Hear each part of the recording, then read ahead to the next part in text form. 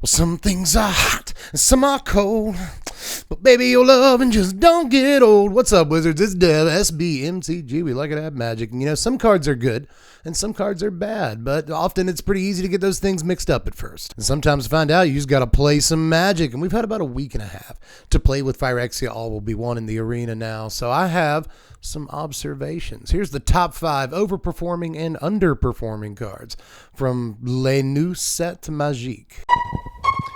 And I'm your favorite magic channel's favorite magic channel. Best believe that the professor go bananas for my deck tech. Just like Johann Sebastian, I am back. We've got a lot to discuss today. 10 cards to go through, plus the honorable mention gets its whole section because it's fancy this time around. So we got a lot to discuss. Let's go ahead and get to it. But how do you start this? Do you start with the underperforming card or the overperforming card? Well, my brain at first was like, no, you want to start positive with an overperforming card that you want to talk about. But that would mean that we would end on a negative with an underperforming card. So I should actually do it the other way around. We'll start on a card that's kind of disappointed me in testing so far this season, and that's the Filigree Silex. These colorless sweepers always catch my eye, or at least the last couple times they printed them, I've been like, is that an Ephemeral's disc? But it never is an Ephemeral's disc.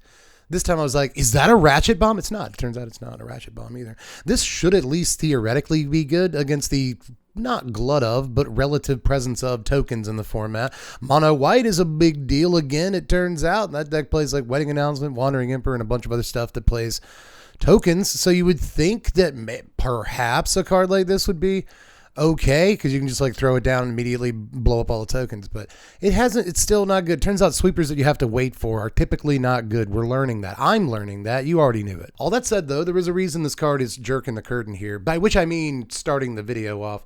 It's a family channel. Get your head out of the hen house. No, jerking the curtain is wrestling lingo for having the first match of the night. Extra fact in case you wanted one today. But now the reason this card is all the way down here at 5 is because you can't really underperform if I didn't expect that much from you to begin with. It's still got time, though. All of these cards still do. That's kind of an important disclaimer I should go ahead and voice, is that this is observations from a week and a half of playing the thing. So there's going to be a bunch of sets that come out while these cards are in standard, and the next set that comes out could make these cards way better than they're currently playing. So you never know. There could be some sleepers in the mix here, but at least in terms of the excitement that we felt about some of these cards and then the reality of actually playing them, there's some dissonance there. But anyway, let's get on with the positive stuff. An overperformer for me, and it seems like a lot of people so far this season, has been Javon Duelist. Of all of the things that we thought were going to be really good in the Selesnya Toxic deck, I think a lot of us thought Javon Duelist is just a 2-drop you have to play. We're kind of forced to play this. There's not a whole lot of better options,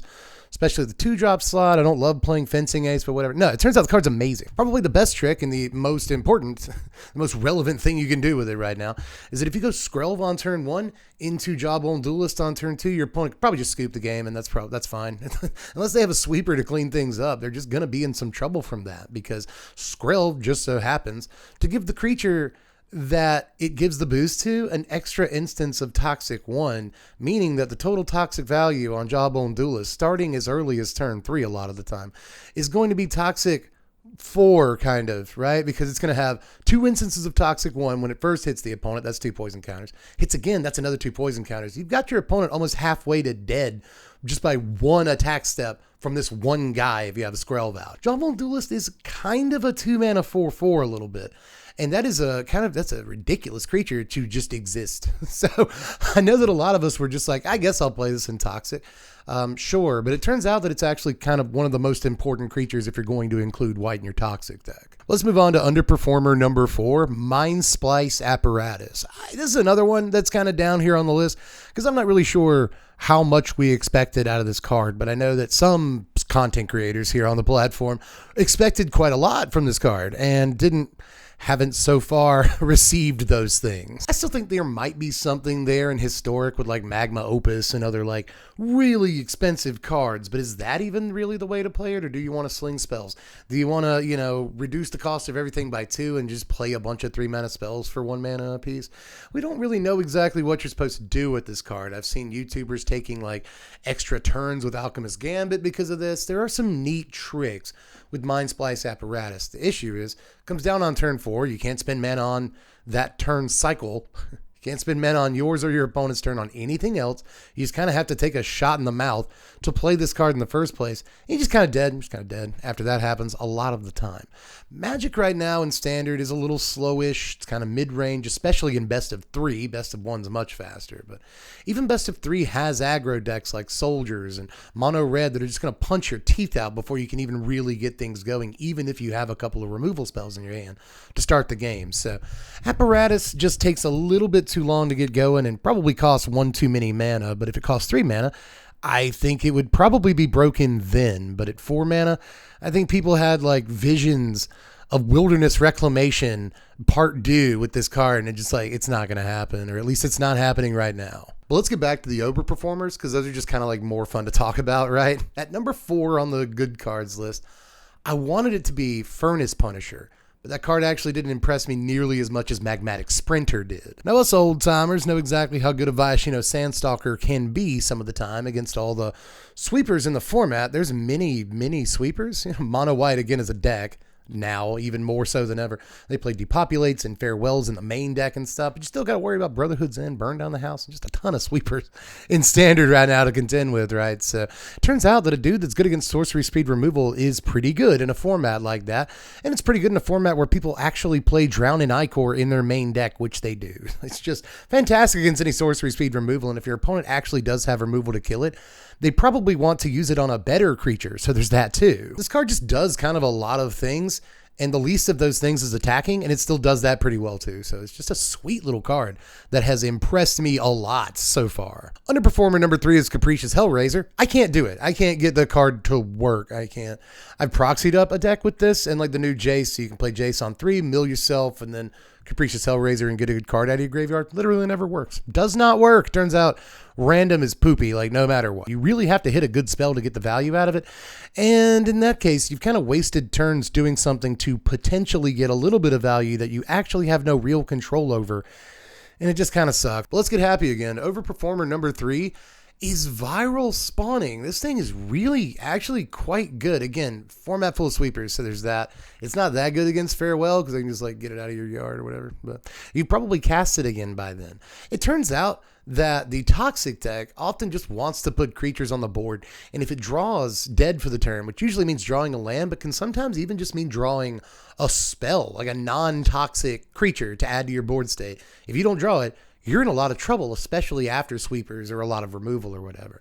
And it turns out that this is kind of the perfect thing for the green-white Toxic decks to actually leverage late game wins, which are typically very hard for them. Even if you're not playing against sweepers, the ability to just have one card that adds 2 toxic creatures to the board in pretty much any game is super important too. So yeah, Call of the Herd is playable in 2023. I'm super jacked about that. But we have arrived at Underperformer number 2, and this one I actually feel really bad about. I feel like that episode of The Critic is going to be super esoteric. Nobody's going to know what I'm talking about, but there's an episode of The Critic where Jay is dating an actress, and he has to review her first film, and she's just really bad at acting.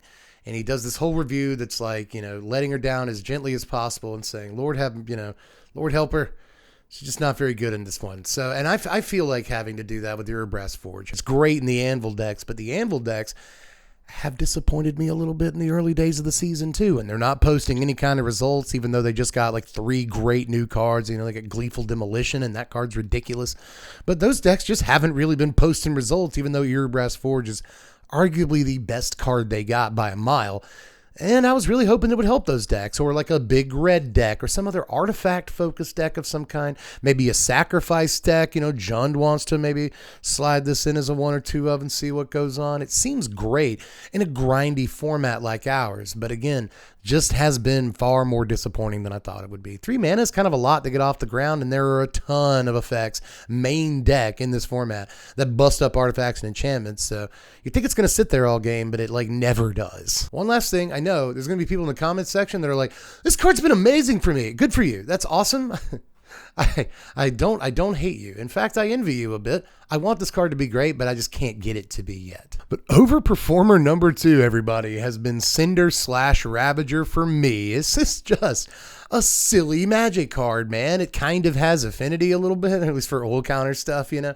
So it's not uncommon to cast this for 2 mana. It's a little more common to cast it for 3, but still, even for 3 mana, you know, it's a 5/5 keyword ability, blows up all the Thalias and Wedding Announcement tokens and Skrelves on the board, plus like a million other creatures that are in Standard right now. But now it's time for the coffee break. This week on the coffee break, we'll look at cards that are fine. These are cards that have not overperformed or underperformed, but are fine. At 1, there is Bloated Contaminator, a 3-mana 4/4 with trample that proliferates and also has toxic. The card is just as fine as we thought it would be. Skrelv, Defector Might, has shown up not only in the occasional mono white list, but in many Soldiers lists so far this season, as well as Esper Legends lists. The card is fine. It has not overperformed because we knew that the card was fine. Finally, Venerated Rod Priest is a fine Magic card. Hey everybody, a little bit more coffee break before we get to the number 1 and number 1 entries respectively. I just wanted to, I really wanted to do 2 kind of honorable mentioning things here. I didn't know which one I wanted to do, and then I realized I could just do both of them. So the other coffee break thing is, what if a Spike did this list? It's a, what if a spiky Magic player were to do this list? All right, so now you know the premise of this part. What if a Spike did this video? Let's go. All right, underperformers include Tyvar and Nissa, because I thought these were going to be some of the best cards in the entire set and just rule Standard forever, but they've only really shown up in Golgari and Jund lists that barely make the top 8 of big events. I mean, if you only sort of kind of sometimes make the top 8, are you even a real card? Are you even a real deck? And then there's Mondrak and Elishnorn. You guys might think these are overperformers, but I'm spiky. I'm a super spike, and I knew that these were not going to be good cards. You guys go play your commanders somewhere. I hope that everyone can take a joke. I hope you understand the bit that I'm doing here. I love you all very much. Spikes, I'm like 30%, 15% one of you a little bit. I wanted to be at one point, so I love you all. I hope you, no hard feelings, but I'm having fun with this bit. But in any case, yeah, Mondra, I knew that these cards were terrible. It's all you casuals out there who are like, I like Anointed Procession, and I like doubling the triggers on a thing. But yeah, these cards are terrible. They haven't done anything in Standard. They never will ever. And I guess as far as overperformers, there's Atraxa and Vraska and maybe Eternal Wanderer, because all of these cards cost more than 3 mana. And being a spike, I don't like anything that costs more than 3 mana and is also playable at sorcery speed. It has to be an instant speed 2 mana card that does everything. But somehow we let these cards slip through the cracks and they're playable in Standard. I mean, do people not see how much mana they cost? They cost too much mana, you plebeians. I will continue to contend that these cards are actually, in fact, not good, no matter how much evidence I see to the contrary. Thank you, ladies and gentlemen. That was being a spike. I will now revert back to Dev. And just one more extra little apology to my spike friends out there. I know a lot of you already don't like me because I'm not very good at playing Magic or whatever. It's a legitimate complaint. I still hope we can get along. I love you. I love everybody. But let's move on to the number 1 most underperforming card in the whole set. And I think a lot of people could have called this one, to be honest. But for me, it's Phyrexia Vindicator. The card hasn't done anything. Now, in testing, this has won me a few games against Mono Red because they can't really do anything about it. They can't do a single thing about the card. So it's pretty good if you can resolve it in those matchups. But everything else, it's not good. Obliterator has had way more success in the format already. We've seen the Golgari Obliterator deck with like Bushwhack and stuff that has actually finished with good results in a big Japanese tournament already. Whereas its white counterpart has done basically zilch, zippo, nerfing. And that's in a format where Mono White is a real deck. Like Mono White too is producing results 7-1s, you know, first and second place at that same big Japanese tournament. If the ideal deck that really would want this card still doesn't play it, then I'm not sure how much hope there is for it. But again, a lot of you guys called this. If I was going to put on my spike cap for the rest of eternity, thank God I don't have to. But if I was going to do that, then I probably would have been one of those sneering people. It's like, it dies to removal. And even if it doesn't die to removal, it sometimes just doesn't do enough. Like a dude that just takes a bite out of the opponent every turn. It's honestly, we're at the point in Magic right now where you just have to do even better than that. You're giving your opponent multiple turns to answer this or beat you before this can.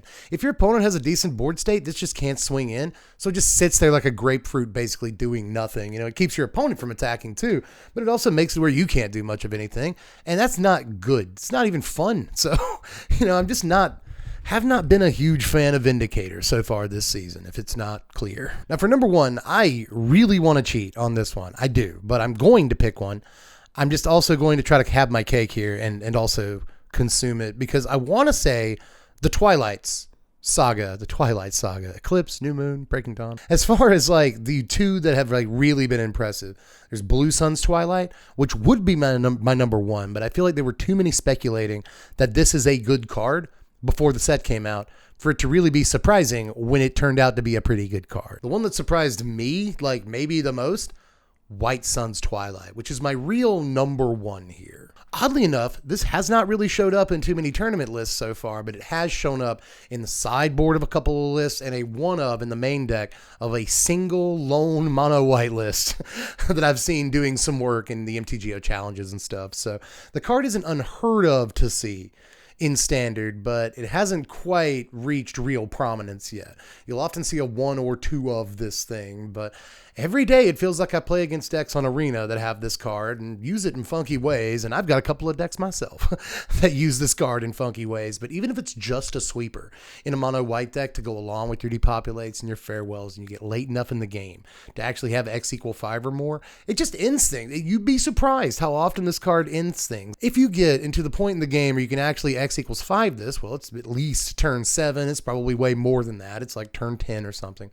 So if you hit the trigger and just blow up all the dudes and get 5 guys, guess what? It's very likely your opponent doesn't have like any cards in their hand when you actually get those 5 guys. It turns out that almost every time I've been able to cast this and get the mites off of it, my opponent loses to it in a couple of turns, because even if they have a removal spell or 2, or a creature or 2 they can play afterwards, they're still going to die to this damage. And in the meantime, while they're waiting to die to it, or while they're staving off dying to it by playing dudes, you could just draw into another one, and well, you have the mana to do it again because you've already done it this game. So sometimes it takes a couple, but very often it doesn't. This is just, a panic button and a win condition in one card, and that is extremely important for a control deck. So the card has been very impressive to me, and I'm not the only one. But that's all I got for this one. Thanks to the patrons for picking this one. I kind of was hoping that you would, so thank you for doing that. If you want to help pick videos, by the way, there's a link in the description, or you can just go to patreon.com/spmtg.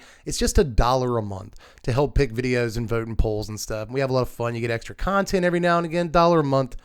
I try to do what I can for you. It really helps out too. So if you can, I would appreciate it. But aside from that, I'm pretty much donezo for this onezo. So let me know what your underperforming and overperforming cards are and stuff in this here Standard. If you got any bones to pick with any of my picks, then you probably do. Eurobrass Forge is kind of a spicy one, but I stick to it. The card has not been as good as I want it to be yet. But anyway, just let me know how you felt about all the stuff and what cards have been doing good and poorly for you this season. But aside from all that mess, that pretty much is. So just like the video before you hit the lights on your way out there, and make sure you're subscribed if you haven't done that yet. Aside from that, we got other videos on our channel. You can check those out. Turns out this isn't our only video on the whole channel. There's other videos, so check those out. Link in the description for a treasure trove of things. And I will catch you cats later. I'm Deb from The Place. Thanks for watching, Wizards. Spread love and be kind.